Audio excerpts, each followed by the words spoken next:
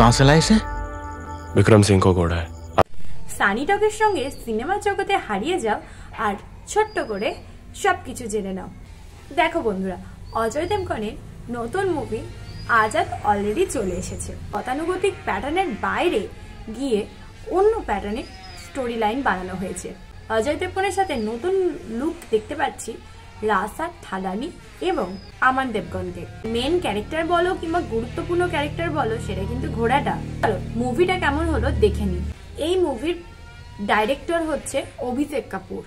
তো অভিষেক কাপুর আজ পর্যন্ত যা যা মুভি বানিয়েছে সেই সবগুলো মুভিতে কিন্তু যথেষ্ট ভালোবাসা পেয়েছে, আর প্রত্যেকটা স্টোরি কিন্তু ইউনিক টাইপের। আর এই আজাদ মুভির স্টোরিটাও কিন্তু সম্পূর্ণ ভিন্ন প্যাটার্নের। এখানে আছে আজাদ নামে এক ঘোড়া, যেটা আসলে বিক্রম সিং এর। বিক্রম সিং এখানে হচ্ছে অজয় দেবগন।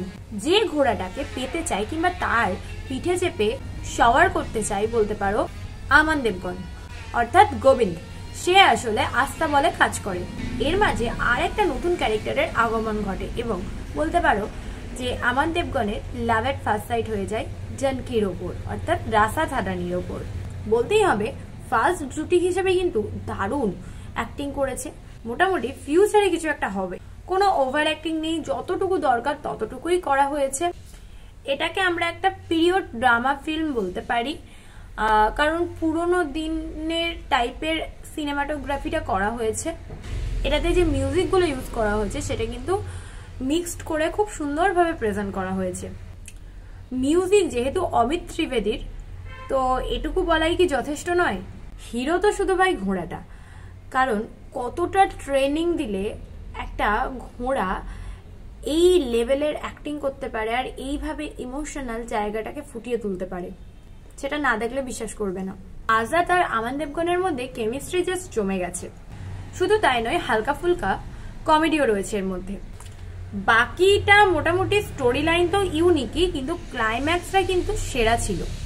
একটা দৃশ্য রয়েছে যেখানে ঘোড়ার রেসের একটা দৃশ্য, এটা আমরা লাস্ট দেখেছিলাম লাগান মুভিতে। এরপর আবার নতুন ভাবে দেখতে পেলাম এখানে, কিন্তু প্রেজেন্টেশনটা সম্পূর্ণ ভিন্ন ধাঁচে করা হয়েছে এবং সেরা ক্লাইম্যাক্স ভাই এরকমই হওয়া উচিত। যদিও বা এটা প্রেডিক্টেবল ছিল, কিন্তু এক্সপেকটেশনের ব্যাপারটা অনেকটাই হাই হয়ে গেছিল। অনেকদিন পর মানুষ এবং পশুর মধ্যে যে ইমোশনাল অ্যাটাচমেন্ট বা বন্ডিং এর ব্যাপারটা, সেই নিয়ে একটা মুভি দেখলাম। আর ইমোশনকে খুব ইজিলি প্রেজেন্ট করেছে, যেটা করাটা কিন্তু বেশ কঠিন কাজ। পারিবারিক মুভি, সবার সাথে, বন্ধু বান্ধব, বাবা মা ভাই বোন সবার সাথে বসে দেখার মতো একটা মুভি। তবে অজয় দেবগনকে এখানে একরকম আমি ক্যামিও বলতে পারি আমরা, কারণ ফার্স্ট ধাপেই অজয় দেবগনকে আমরা দেখতে পেয়েছিলাম অনেক বেশি। তারপর থেকে তো একটার পর একটা টুইস্ট আসেই, যেখানে মানুষ ও পশুর মধ্যে একটা অদ্ভুত বন্ডিং তোমরা দেখতে পাবে, ফিল করতে পারবে। আর এখানে মোটামুটি রিয়েল সেটই ইউজ করা হয়েছে, যার জন্য সেটা আরো বেশি বাস্তবিক মনে হয়েছে। আর যেটা সব থেকে বেশি বোঝাচ্ছে যে এটা একটা অথেন্টিক কাজ। তো সব মিলিয়ে আমার তো বেশ ভালোই লেগেছে। তোমরা যদি এখনো পর্যন্ত না দেখে থাকো, চট করে দেখে ফেলো। আর তোমরা যারা দেখে ফেলেছো তাদের কেমন লেগেছে সেটা কমেন্ট সেকশনে জানাতে ভুলো না। লাইক শেয়ার সাবস্ক্রাইবটা করতে কিন্তু ভুলে গেলে চলবে না। সানি টকের সিনেমা নিয়ে বক শেষ। আবার আসবো নতুন মুভি নিয়ে, নতুন রিভিউ নিয়ে। তোমরা থাকো সবসময় ফ্রেশ।